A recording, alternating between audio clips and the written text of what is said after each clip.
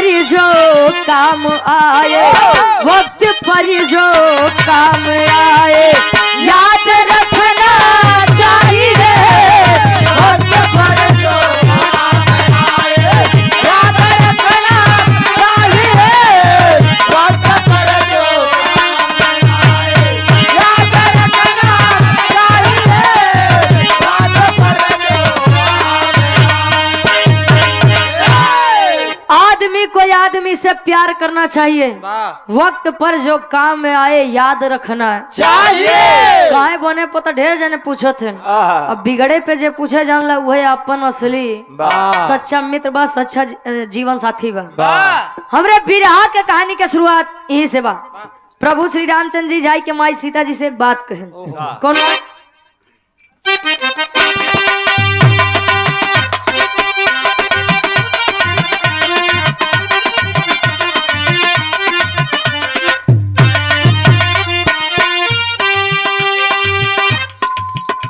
रावण का वध करके श्री राम घर को आए हैं, हर घर में खुशी और दीप को जलाए हैं।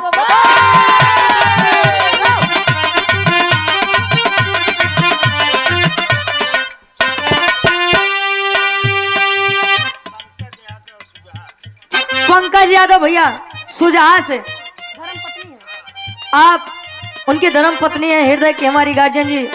ये भाभी जी की तरफ 100 रुपये आशीर्वाद के 4 के बच्चे अपनी कला में कामयाब रहे। कहे सिया से बोले प्रभु वचन को सुनाए, सिया से बोले प्रभु वचन को सुनाए हैं, पूजो बाह मेरी बात को बढ़ाए।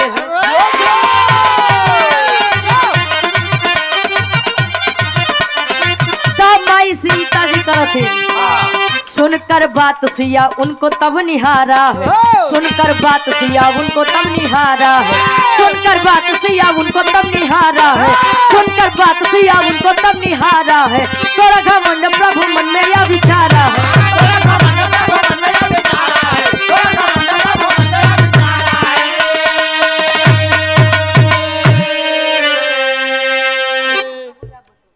ए भैया प्रभु श्री रामचंद्र जी माई सीता जी के लगे जाए के कहें सीते ए हमार सीते। प्रभु श्री रामचंद्र जी माई सीता के प्यार से सीते कहते हैं। सीते जूता सीते वो नहीं कहे बोलिए स्वामी, कहे तुम्हें प्रसन्न होना चाहिए तो का हमारे ऊपर नाज करे के चाहिए। कौन चीज के? कहे कि बतावा रावण जैसा विद्वान पुरुष जे 6 महीना आगे के बाद जान जात रहा है, जेकरे घरे बताओ शनि देव हरे बंदी बन के बैठा रहा, उतना बड़ा विद्वान बलवान के हम मार दिया। मेरी बात की पूजा करो। माई सीता जी कहीं ओहो समझ गया प्रभु आई गया तोरे घमंड। कहें कि अच्छा तू अकेले कुल जीत लिया, तब कोई शक है क्या? कहें तब हनुमान जी जामन थरे का करते रहे। कहे वो सब मैं नहीं जानता। कहे स्वामी तोरे बाह के पूजा हम खुशी खुशी करब, लेकिन हमारे एक शर्त बा। कवन शर्त?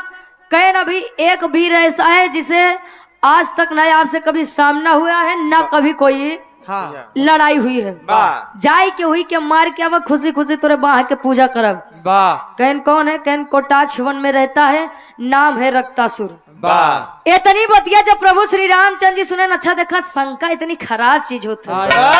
शक कहते हैं सब चीज की दवाई बा उधम भैया है, लेकिन शंका के दवाई प्रभु श्री रामचंद्र जी कहे न वो का मारब की न मारब सीता वो बात के बाद बा। पहले ये बतावा कि तू ओकरे बारे में कैसे जानत हूँ? जब हम नहीं जाने तो तू कैसे जानत हूँ? ओकरे बारे में अरे बार नहीं ओकरे विषय में माई सीता जी बताओ तो कैसे। एक लाइन गीत लगत बा।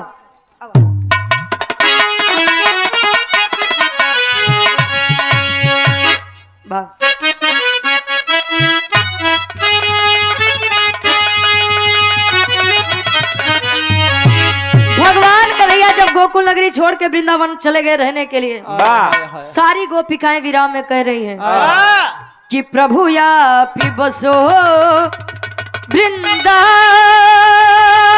में,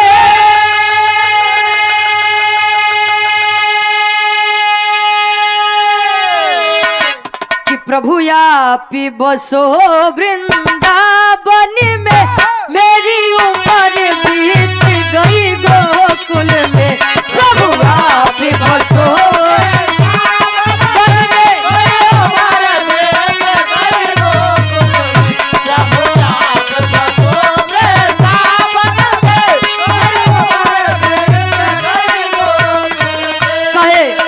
लेकिन माई सीता जी समझाते स्वामी हमार ओकर कोनो गलत रिश्ता गलत संबंध नहीं बा। कहे तब कहे बात प्रभु बचपन की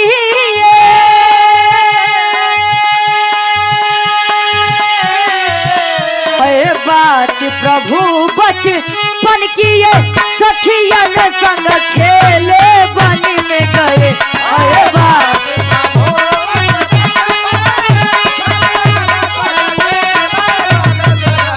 हाय बात प्रभु बचपन के सखियन संग खेले बन में गए। है बात प्रभु बचपन की बात प्रभु बचपन की बात प्रभु बचपन की सखियन संग खेले बन में गए।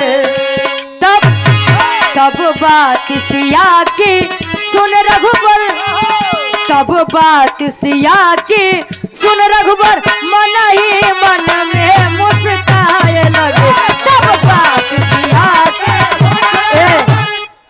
तब बात सिया के सुन रघुबर, मन ही मन में मुस्काए लगे। माई सीता जी कहीं स्वामी जब मैं छोटी थी तब अपने सखी सहेलीन के साथे घूमे टहरे हम बगीचा में गए। क्यों गधा बनाई, क्यों घोड़ा के चित्र बनाई, क्यों केथो के चित्र बनाई। वही खेल खिलौना करत करत स्वामी हमें मिट्टी के पुतला तैयार किए। हमारे हाथे में एक भैंस गड़ी है। भैंस नहीं भैंस।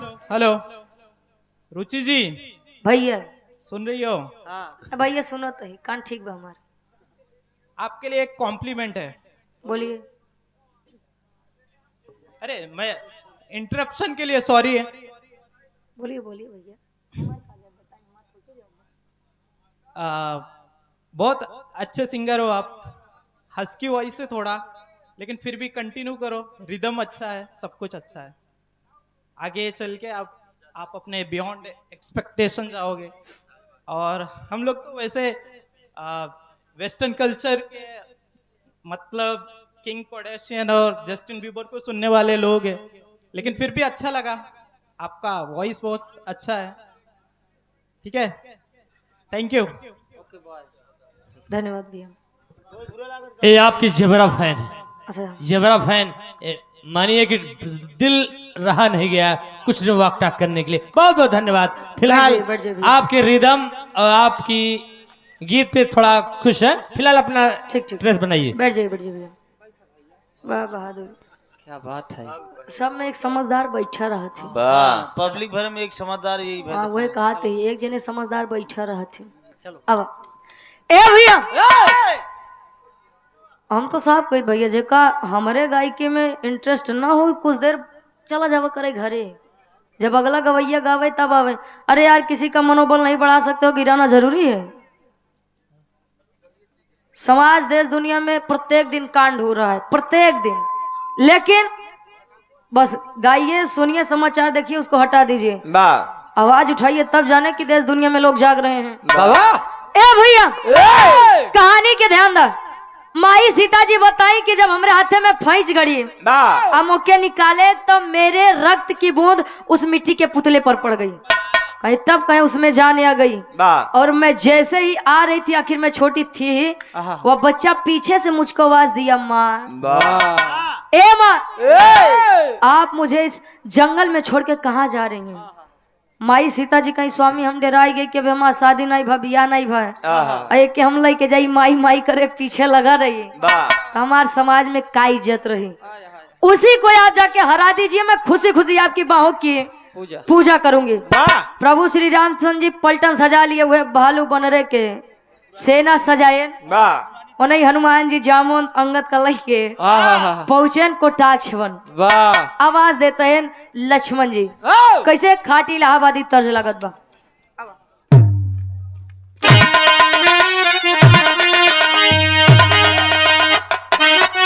क्या बात है? आए हाय विराट सम्राट स्वर्गीय गुरु रामधार गुरु जी झूसी नरेश हाय हाय गाया करते थे आदरणीय आप हैदर अली गुरु जी के गुरु जी। वाह गायन का अरे राम झकोर मारे झूलनी, अरे झकोर मारे झूलनी, कहे साड़ी लहराए हो झकोर मारे झूलनी।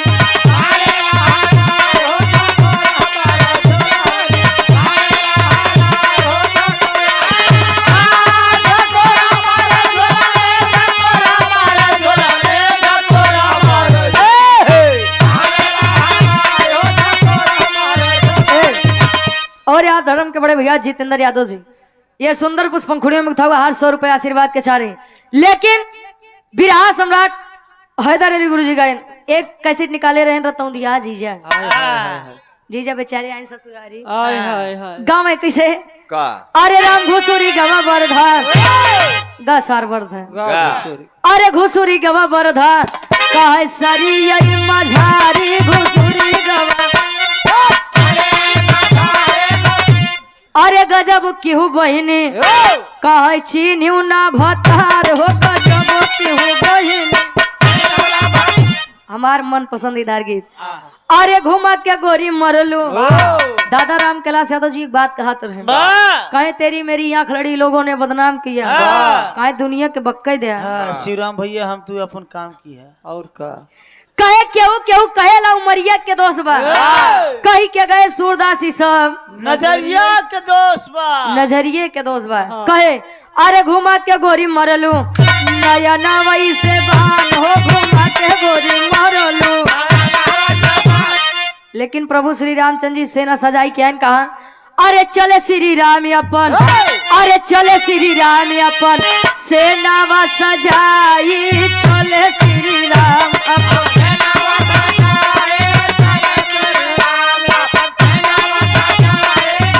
चले श्री राम अपन सेनावा सजाई। लक्ष्मण जी पहुंचन तो जानबे करा था थोड़ा गुस्सेल मिजाज के रहे, आवाज देने रक्तासुर, ए रक्तासुर बाहर निकलो। तब ले हनुमान जी आन कहे स्वामी है तनी तू पीछे हुआ तो का कुछ समझते नहीं बे, अरे तू बन रख जा तो का ज्यादा समझी। अब तू ही आगे आके तू ही बोल रहा। अच्छा हनुमान जी आगे तो आवाज देते हैं रक्तासुर, रक्तासुर बाहर निकल। लक्ष्मण जी दिखाते हैं कहीं हो ही गया दिखाई ली है, तू बनरे के जा चला हमका पीछे करें तुम तो कुछ नहीं समझे। अच्छा वो यार के कहे रक्तासुर राम जी से लड़ाई हुई दूसरे ने आपस में बहस करे लगे। राम जी कहे अब तुम दोनों शांत रहो मैं आवाज देता हूँ।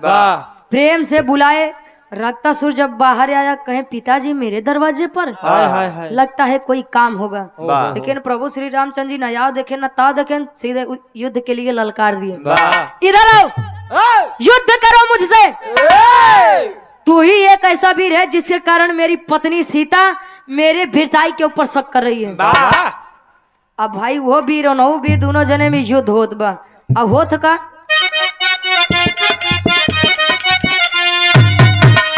दोनों वीरवन में तब होला लड़ाई,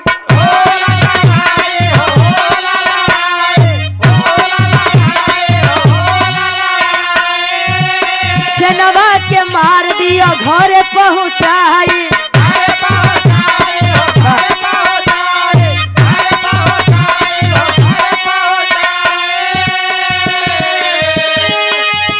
अरे सुन के खबर चली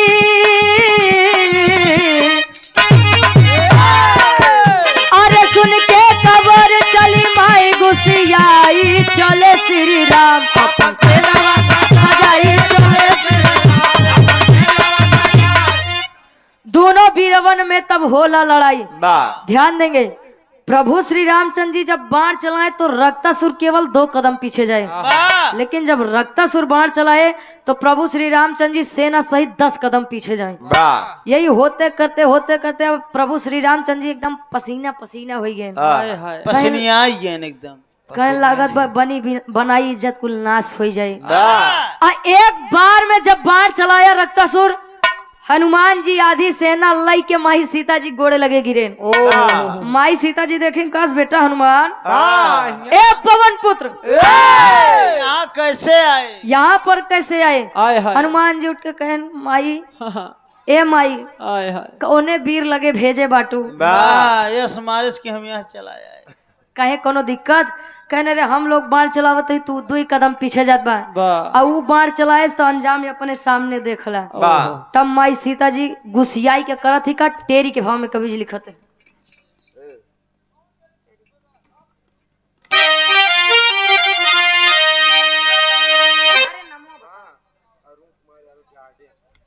धर्म क्या बड़े भैया अरुण कुमार यादव जी,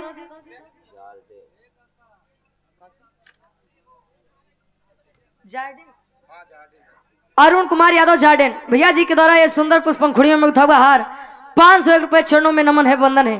ए भैया माई सीता जी आखिर पति के लिए पुत्र के मोह को भूल गई।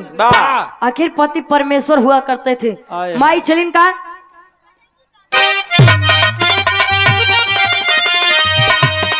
अरे माता की ममता ज्वाला बन गई, अरे माता की ममता ज्वाला,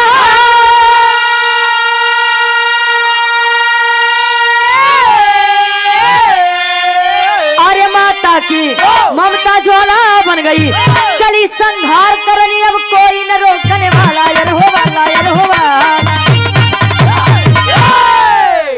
गुस्सियाई के चल दी हुई बीच वन में प्रभु श्री रामचंद्र जी बैठा है प्रेम से, अब माई सीता के देखें तो शरमाई के लजाई के कोनियात है माई सीता जी कहीं बस बस जिन शर्मा का यह सब हम जानिए बिना हमरे कुछ होए वाला है नहीं बन। तब माई सीता जी करते पहापट के भाव में कवि जी लिखते हैं। अब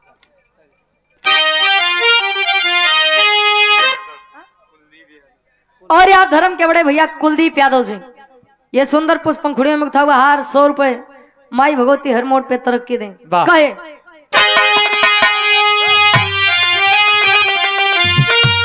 अरे देख सिया के मचलवा तू बनवा बीच बनवा में, तो देख सिया के मचलवा तू बनवा बीच बनवा में, तो क्रोध से कांपे धरती योगा गनवा बीच बनवा में, क्रोध से कांपे धरती योगा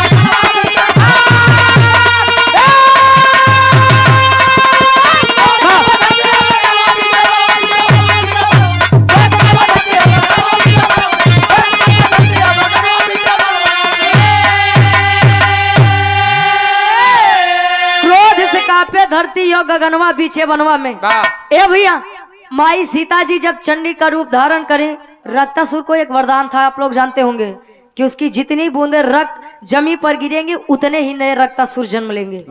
माई सीता एक हाथ में खप्पर एक हाथ में भुजाली लई के रक्तासुर का यंत्र करी, जितना खून हो करे निकला है कुल माई सीता ग्रहण के पी ले, लेकिन खून पीने की पिपासा इतनी ज्यादा बढ़ गई कि माई सीता सृष्टि के सर्वनाश करे बदे आगे बढ़ गई। सारे देवी देवता सोचते ना आखिर माई सीता के रोके के भगवान भोलेनाथ के लगे गए, भगवान भोलेनाथ ही आए, अब भगवान भोलेनाथ करत है माई सीता के रोकते हैं। खड़ी के भाव में कवि जी लिखते हैं।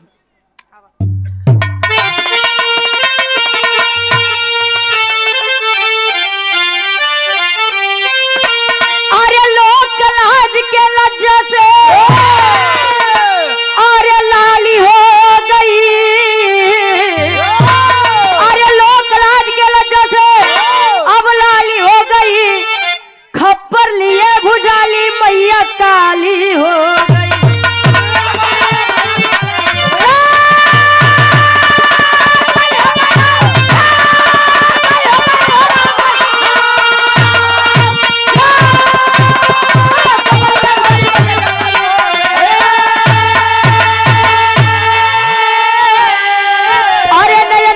देखे देवी लेट भोले दानी हो, तो देव प्रभु के देवी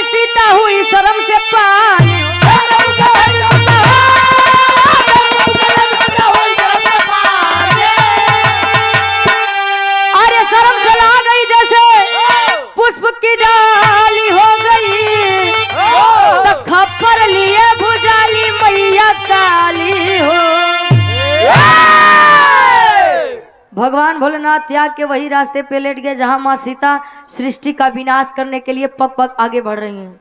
अब माई सीता जी भगवान भोलेनाथ लेटे जैसे कदम उठावे के रखे चाहिए, तब से नीचे से शेषनाग फुफकारत है। जब नीचे देखी भगवान भोलेनाथ, शर्म के कारण माँ सीता की जीभ निकल गई और शर्म के कारण देवी सीता की पूरी शरीर काली पड़ गई और वहीं से देवी का एक नया रूप मिलता है, काली रूप।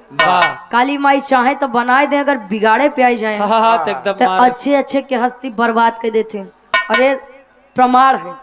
और यहाँ भगवान भोलेनाथ आए, राम जी का घमंड टूटा, अपने अयोध्या नगरी में वापस आए। आखिरी में खानदान के परिचय गुरु बिहारी, गुरु गणेश, गुरु रामलाल गुरकारी।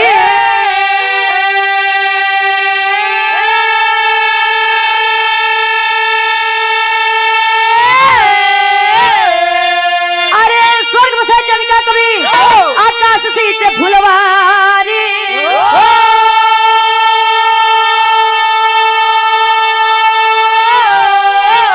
अरे माता की ममता ज्वाला बन गई, गावे रुचि यादव जतिया जेकर ग्वाला, माता की ममता ज्वाला बन गई।